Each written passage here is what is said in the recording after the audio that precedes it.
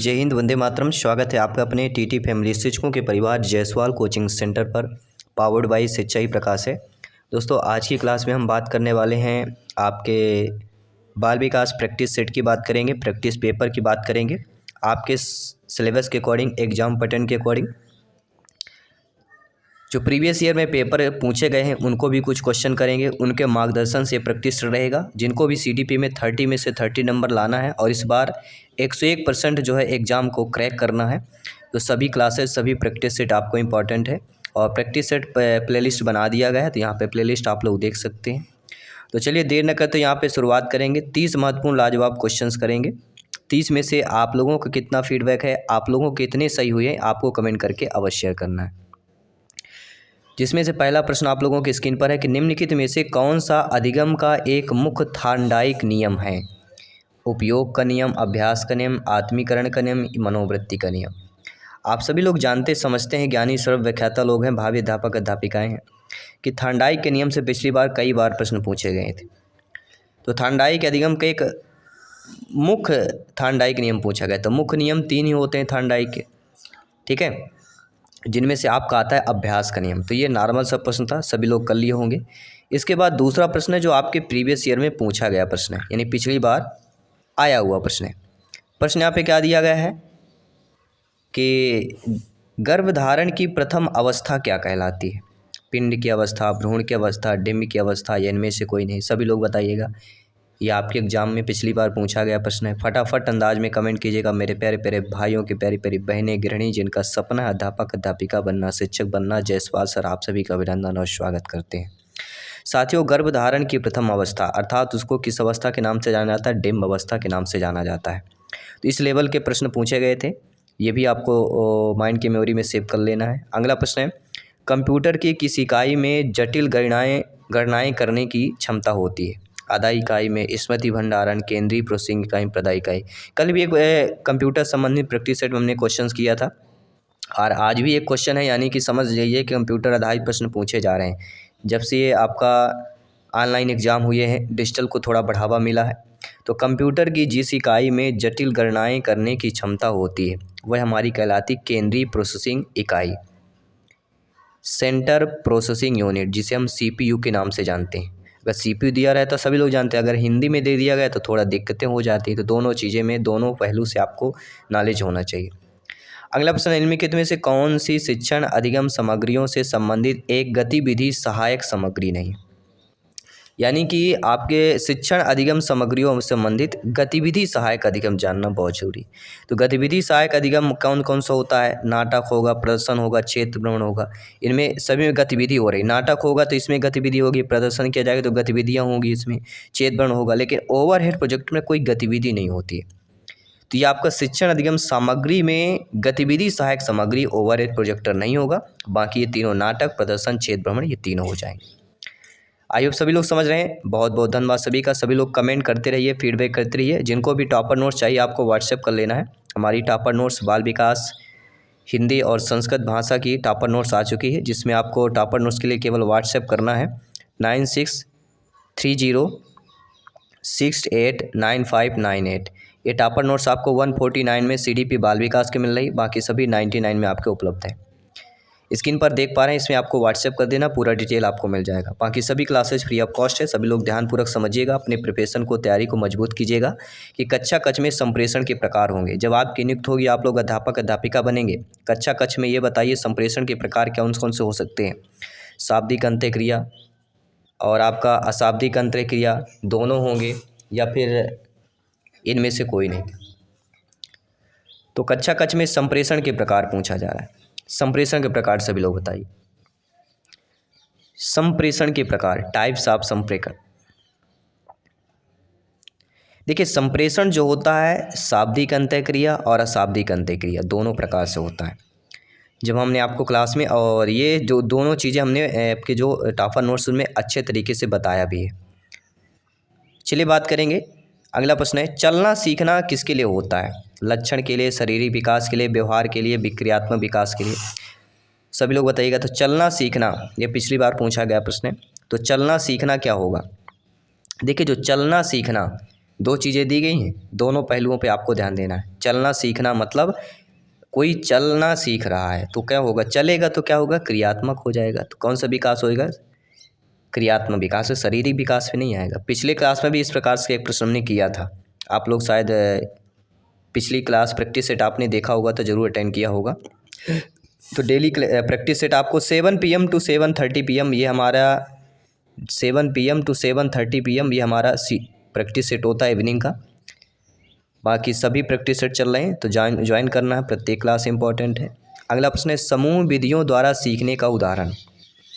देखिए सीखने के कई तरीके होते हैं, कई प्रकार से सीखा जाता है, लेकिन जब समूह विधियों द्वारा सीखा जाता है तो उसका एग्जाम्पल्स क्या होता है कि वाद विवाद, कार्यशाला, विचार गोष्ठी या उपयोग सभी होते हैं।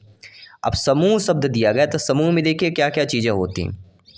समूह में आपका वाद विवाद होगा तो समूह में होगा, कोई एक व्यक्ति तो वाद विवाद होता नहीं है। कार्यशाला में भी होगा, विचार गोष्ठी विधि ये भी आपको, तो इस समूह विधियों द्वारा ये सब, विचार गोष्ठी कोई एक व्यक्ति नहीं करता, समूह में विचार किया जाए तो ज़्यादा होता है। कार्यशाला में भी इसी पर समूह में काम किया जाएगा। तो ये सारी जो विधियाँ गई तीनों, वाद विवाद, कार्यशाला, विचार गोष्ठी, ये समूह विधियों द्वारा सीखने के तीनों एग्जाम्पल हो जाएंगे। ठीक है। अगला प्रश्न दिया गया कि समायोजन के संदर्भ में निम्नलिखित में से क्या सही नहीं दिया गया है। समायोजन करना, जब आपकी नियुक्त होगी, आप कहीं जाएंगे, दूसरे अध्यापक बनेंगे, हो सकता है लोकल में न मिले, बाहर मिले, तो आपको भी समायोजन करना पड़ता है, बच्चे को भी समायोजन करना पड़ता है। तो समायोजन के संदर्भ में क्या सही नहीं होगा, यानी ये जानना जरूरी कि क्या सही होना चाहिए। जब ये जान लेंगे तो आपको ये भी पता हो जाएगा क्या नहीं होगा। देखिए ये संतुलन प्रदान करता है, समायोजन संतुलन बनाता है, बिल्कुल सही बात है। ये समस्या का समाधान भी करता है, ये निरंतर चलने वाली प्रक्रिया नहीं है। तो समायोजन निरंतर चलने वाली प्रक्रिया नहीं है, ये गलत दिया गया है। क्योंकि समायोजन क्या है, जब तक आपका जीवन आपको समायोजन करना पड़ेगा, घर में समायोजन, परिवार में, ठीक है, समाज में, स्कूल, विद्यालय, कहीं भी रहे समायोजन करना पड़ेगा। जो समायोजन करता है वही आगे बढ़ता रहेगा। ठीक है, तो यह निरंतर चलने वाली प्रक्रिया है।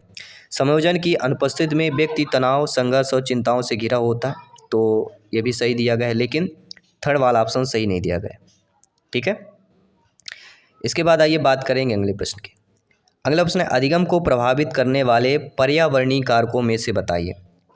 अधिगम को प्रभावित करने वाले कारक बहुत होते हैं, लेकिन पर्यावरणीय कारक आपको पहचानना है।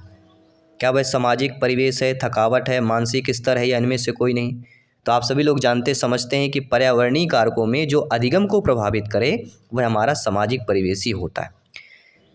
पर्यावरणीय मतलब हमारे चारों तरफ का आवरण, तो समाज क्या है, हमारे चारों तरफ इर्द गिर्द ही है। अगला प्रश्न है निम्नलिखित में से कौन सा मानसिक रूप से स्वस्थ व्यक्ति का लक्षण होगा। जो व्यक्ति, जो बालक बालिका, जो शिक्षक शिक्षिका, अध्यापक अध्यापिका मानसिक रूप से स्वस्थ हो, उस व्यक्ति का लक्षण बताना है आपको। सहनशीलता, आत्मविश्वास, संवेगात्मक परिपक्वता, ये सभी। देखिए मानसिक रूप से स्वस्थ व्यक्ति होगा तो सहनशीलता उसमें होगी, आत्मविश्वास भी होगा और संवेगात्मक परिपक्वता भी होगी। जो ये तीनों चीज़ें होंगी तो समझ लीजिए मानसिक रूप से स्वस्थ व्यक्ति है। तो उपरोक्त सभी, किसी भी प्रकार से प्रश्न पूछा जाए आपका टॉपिक क्लियर होना चाहिए। किस टॉपिक से क्या प्रश्न है, क्या प्रश्न एक्सपेक्टेड क्वेश्चन हो सकते हैं, बन सकते हैं, ये बहुत ज़रूरी है आपके माइंड की मेमोरी में सेव होना। अगला प्रशिक्षण एवं अनुभव के द्वारा व्यवहार में होने वाले परिवर्तन को अधिगम कहते हैं। ये कथन किनका है, तो ये जान लीजिए कि प्रशिक्षण और अनुभव, जब हम कोई प्रशिक्षण करते हैं, जब आपकी नियुक्त होगी तो प्रशिक्षण भी दिया जाता है कि आप किस तरह पढ़ाना है, शिक्षकों का भी प्रशिक्षण होता है। तो वो प्रशिक्षण और आपके अनुभव द्वारा जो व्यवहार में होने वाला परिवर्तन होता है उसको अधिगम कहते हैं। तो ये किसने कहा है, ये किसका कथन है, या आपके गेट्स का है, कॉल्विन का है, स्किनर का है, या प्रेसी का है। ये शिक्षक भर्ती वर्ग 2 में आया हुआ प्रश्न है, ध्यान दीजिएगा। तो ये गेट्स एवं अन्य का कथन है, अक्सर ऑप्शन में आता है, तो गेट्स का कथन इज द राइट आंसर, यहाँ पे ऑप्शन सही हो जाएगा। अगला प्रश्न है कोई भी बालक सीखना शुरू करता है, जब कोई बालक विद्यालय जाता है तो सीखना कब शुरू करता है, जब उसे विद्यालय में प्रवेश दिलाया जाता है, जब वह बोलना शुरू करता है, वह घर से बाहर निकलता है अपने जन्म से ही। अब देखिए कंडीशन 4 दी गई है, अब आपको बताना है कोई बालक सीखना शुरू करता है, क्योंकि आप शिक्षक हैं, आपके लिए जानना बहुत ज़रूरी है, आपके नॉलेज में होना बहुत ज़रूरी है। तो सीखना बच्चा कब होगा, जब इस धरती में आता तभी से वह अपने यानी जन्म से ही बच्चा सीखना प्रारंभ कर देता है। अगला प्रश्न है क्षमता के विकास का दूसरा नाम क्या होता है। क्या वह अनुभव है, परिपक्वता है, शारीरिक विकास है, या कौशल विकास है। तो आप सभी लोग जानते हैं, समझते हैं, ज्ञानी सर्वव्याख्याता लोग हैं कि क्षमता के विकास का दूसरा नाम और कोई नहीं हो सकता, वह हो सकता है कौशल का विकास। क्षमता मतलब क्या होता है, कहते हैं ना हमारे अंदर ये प्रतिभा है, हमारे अंदर ये कौशल है, तो क्या होगा, ये आपकी क्षमताएँ हैं, हमारे अंदर ये क्षमता है, हमारे अंदर ये कौशल है, प्रतिभा है, ठीक है। तो ये एक ही चीज़ें हैं, तो इनको समझना है, क्षमता का संबंध कौशल विकास से।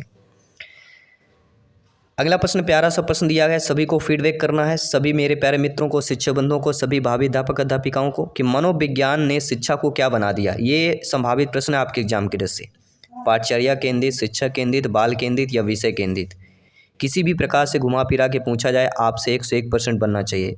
आपके माइंड की मेमोरी में A to Z ये नोट हो जाना चाहिए कि मनोविज्ञान ने शिक्षा को क्या बना दिया। तो मनोविज्ञान ने शिक्षा को क्या बनाया है, कई बार मैं बता चुका हूँ, क्या हुआ दोस्तों, बाल केंद्रित। अगला प्रश्न है जो पिछली बार आपके पेपर में एग्जाम में आया हुआ प्रश्न है कि विकास का अर्थ क्या होता है।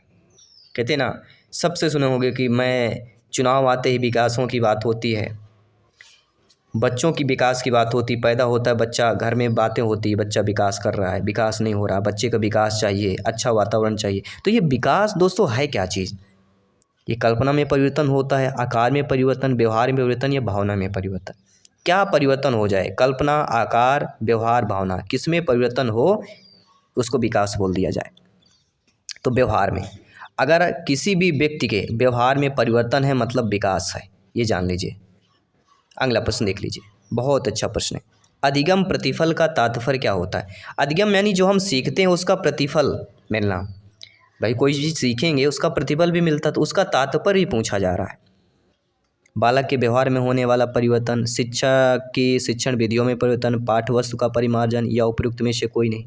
तो आप सभी लोग जानते हैं कि अधिगम का प्रतिफल मतलब क्या होता है, कई बार बता चुका हूँ कि बालक के व्यवहार में होने वाले परिवर्तन को ही अधिगम, यानी आपने कुछ सीखा ना, मतलब परिवर्तन आया मतलब आपने सीखा, उसका अधिगम का रिजल्ट आ चुका, प्रतिफल मतलब रिजल्ट ही होता है। आइए बात करेंगे अगला प्रश्न, निम्नलिखित में से कौन सा किशोरावस्था का लक्षण नहीं। किशोरावस्था मतलब 12 से लेकर 18 अवस्था का क्या लक्षण नहीं हो सकता, सोचिए, अपने माइंड में सोचिए। शारीरिक परिवर्तन ये तो हो सकता है, व्यवहार में स्थिरता, तो स्थिरता शब्द किशोरावस्था के लिए नहीं है, क्योंकि स्थिरता तो वो किशोरावस्था में ही नहीं। संघर्ष और तूफान की अवस्था, ये कथन ही आपने सुना होगा, तो स्थिरता शब्द नेगेटिव हो जाएगा इसके लिए, किशोरावस्था के लिए। तो दूसरा लक्षण नहीं होगा, बाकी अस्थिरता की समस्या होती है, संवेगात्मक समस्याएं होती हैं, शरीर परिवर्तन होता है, ये तीनों चीज़ें सही हैं, लेकिन व्यवहार में स्थिरता आना यह किशोरावस्था का लक्षण नहीं है। अगला प्रश्न बहुत अच्छा प्रश्न है, संभावित प्रश्न है कि शिक्षा मनोविज्ञान शिक्षक को मदद करता है। अब शिक्ष शब्द 2 बार आया है, ध्यान दीजिएगा। शिक्षा मनोविज्ञान शिक्षक को मदद करता है, क्या मदद करता है भाई, शिक्षक के लिए शिक्षा मनोविज्ञान का नॉलेज क्यों जरूरी होता है, कि बाल विकास का ज्ञान प्राप्त करने में मदद करे, बालक के स्वभाव के व्यवहार को जानने में, बच्चों के चरित्र के या उपरोक्त सभी के लिए। देखिए शिक्षा मनोविज्ञान में शिक्षक का जो मदद मिलता है शिक्षा मनोविज्ञान के नॉलेज से, वह बाल विकास के ज्ञान प्राप्त करने में भी मदद करेगा, व्यवहार, स्वभाव और व्यवहार में भी, चरित्र में भी, अर्थात उपरोक्त सभी में। अगला प्रश्न देखिएगा, अगला प्रश्न सभी लोग कमेंट कीजिएगा, ध्यानपूर्वक समझिएगा प्रश्न को, बहुत अच्छा प्रश्न है, क्रिएटिविटी इसमें लाई गई है। क्या क्रिएटिविटी है, एग्जाम किस तरह से प्रश्न है कि निम्नलिखित में से कौन सी शिक्षा मनोविज्ञान के अध्ययन की वस्तुनिष्ठ विधि नहीं है। नेगेटिव नकारात्मक प्रश्न 20 से 25% पूछे जाते हैं, क्यों पूछे जाते हैं आइए जानते हैं।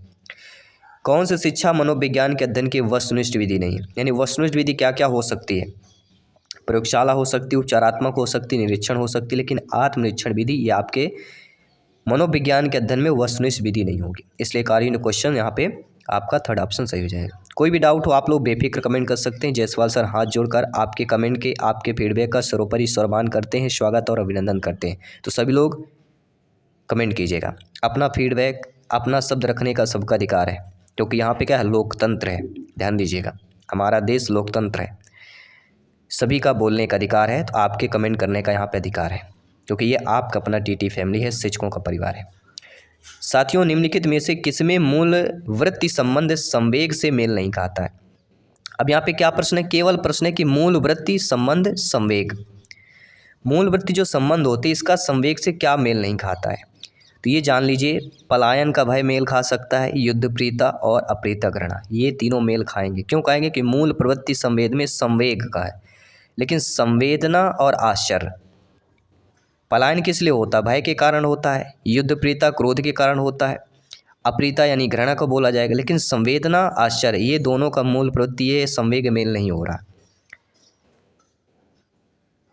ठीक है, तो ये आपका सही नहीं होगा, बाकी तीनों चीज़ें सही दी गई हैं, तो B option according to question सही हो जाएगा।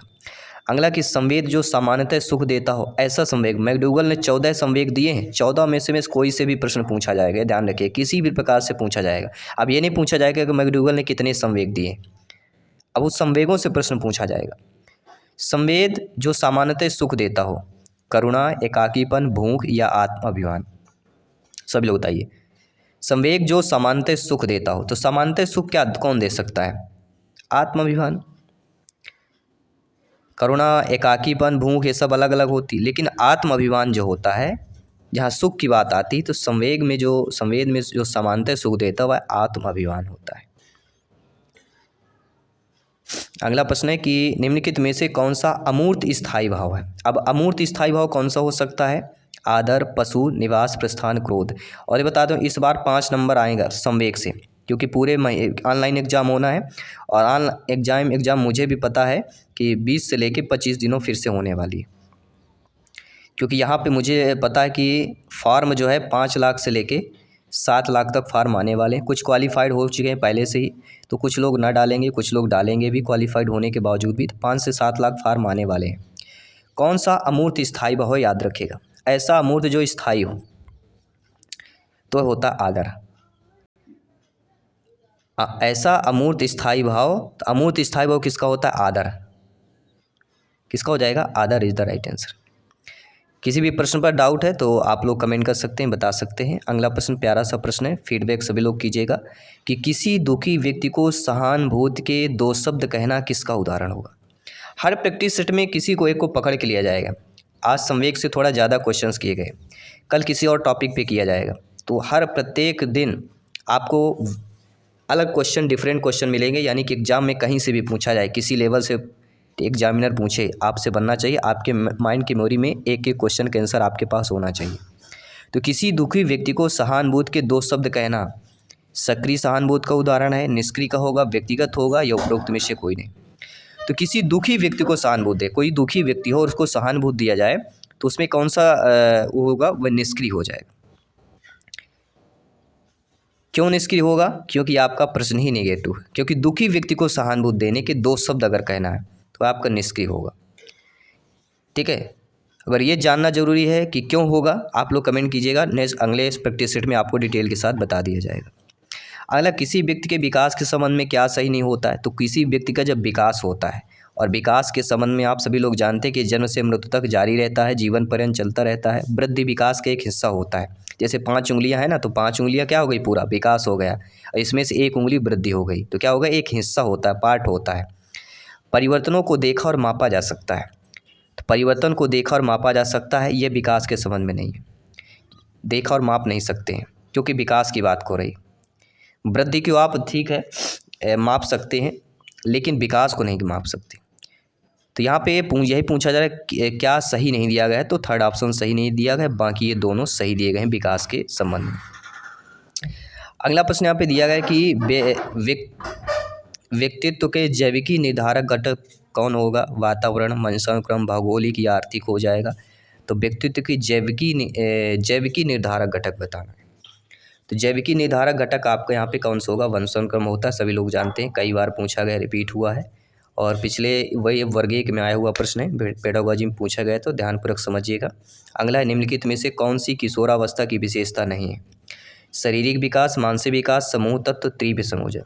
देखिए, शारीरिक और मानसिक ये 2 चीज़ें तो होके रहेंगी किशोरावस्था की विशेषता, लेकिन इसके साथ समूह का महत्व भी होता है, क्योंकि बाल्यावस्था में बच्चा समूह में रहना पसंद करता है, किशोरावस्था में भी रहना पसंद करता है, तो समूह का महत्व हो जाता है। लेकिन तीव्र संयोजन कर लेना, बच्चा जो है तीव्र संयोजन कर लेना, ये किशोरावस्था की विशेषता नहीं होगी। क्यों नहीं होगी?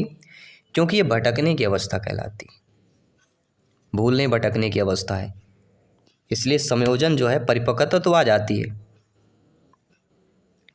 लेकिन कहीं ना कहीं जो है संयोजन में, तीव्र संयोजन की अगर बात होती है। बाकी कुछ लोगों को समूह पर भी ऑप्शन आ रहा होगा, कि समूह का महत्व भी आ जाता है, क्योंकि बालावस्था में समूह का महत्व ज़्यादा होता है। बच्चा खेलना समूह में पसंद करता है, रहना पसंद करता है, लेकिन किशोरावस्था में भी समूह में ज़्यादातर आप देखते होंगे। तो सी और डी में मेरे हिसाब से डी ऑप्शन होगा। अकॉर्डिंग टू क्वेश्चन विशेषता नहीं होगी। आपके अकॉर्डिंग क्या है, आप लोग भी हमें बता सकते हैं, क्योंकि आप सभी लोग भावी अध्यापक अध्यापिकाएँ शिक्षक बंधु हैं। अगला, बालकों में अधिगम संबंधी योग्यताओं का विकास होता है रचनात्मक क्रियाकलापों के माध्यम से, आत्म अभिव्यक्ति से, सहयोगात्मक कार्य से या उपरोक्त सभी से होता है। तो इतना तो आप सभी लोग जानते हैं कि बालकों में अधिगम संबंधी योग्यता का विकास रचनात्मक क्रियाकलापों के माध्यम से भी होता है, आत्म अभिव्यक्ति से भी होता है, सहयोगात्मक कार्य से भी होता है। अर्थात उपरोक्त सभी ऑप्शन जो दिया गया है वह आप लोगों का सही हो जाएगा।